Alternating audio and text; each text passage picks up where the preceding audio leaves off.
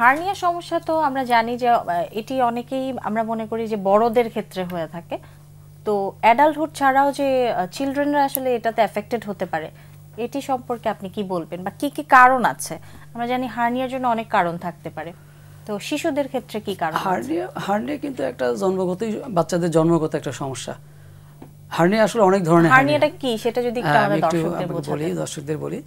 Hernia পেটের সামনের যে পর্দাগুলো আছে, সামনে কিছু হার্নিয়া হয়, আর পেটের ভেতরেও কিন্তু হার্নিয়া হতে পারে।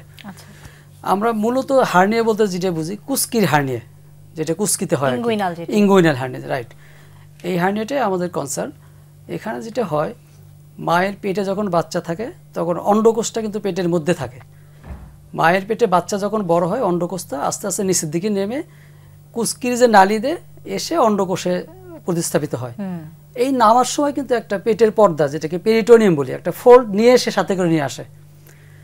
এটা নিয়ে আসে, আর বাচ্চা জন্মের কিছুদিন আগে অথবা ইমিডিয়েট জন্মের আগে অথবা জন্মের পরে এটা আস্তে আস্তে নালীটা যেটা নিয়ে আসে, পর্দাটা, এটা অবলিটারেট হয়, মানে বন্ধ হয়ে যায়। এইটা যদি কোনো কারণে বন্ধ না হয়, এটাকে আমরা ইনগুইনাল হার্নিয়া বলি। আচ্ছা, এটা হচ্ছে ইনগুইনাল হার্নিয়া। অনেক সময় নাভিতেও কিন্তু বাচ্চাদের হার্নিয়া হয়। নাভিতে যেটা হার্নিয়া হয় সেটাকে আমলিকাল হার্নিয়া বলি থাকি আমরা, বের হয়ে আসা ভেতরের। রাইট।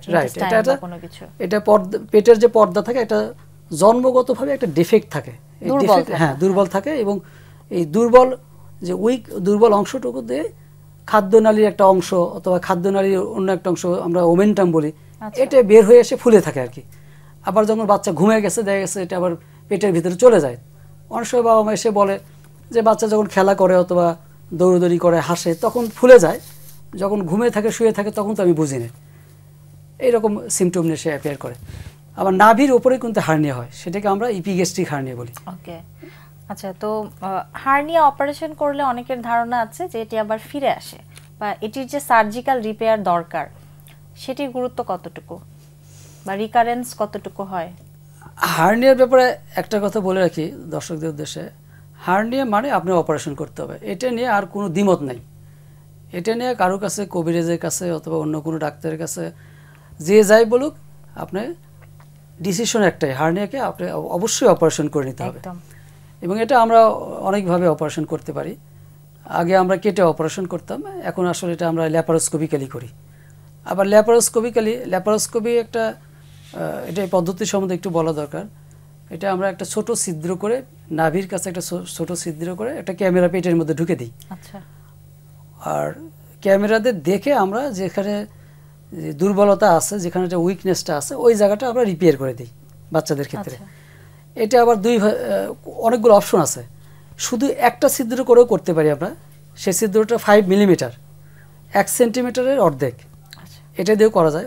অনেক সময় 2টা ছিদ্র করেও করা যায়, আবার 3টে ছিদ্র করেও করা যায়। মানে অনেকগুলো অপশন এখানে আছে হার্নিয়া অপারেশন আর কি। আচ্ছা, অর্থাৎ এক্ষেত্রে সার্জিক্যাল রিপেয়ার এটাই একমাত্র চিকিৎসা। তো এটা কি বারবার ফিরে আসতে পারে কিনা? আপনি যদি একজন কোয়ালিফাইড শিশু সার্জন দিয়ে অপারেশন করে নেন, এটা আর হওয়ার কোনো সম্ভাবনা নেই।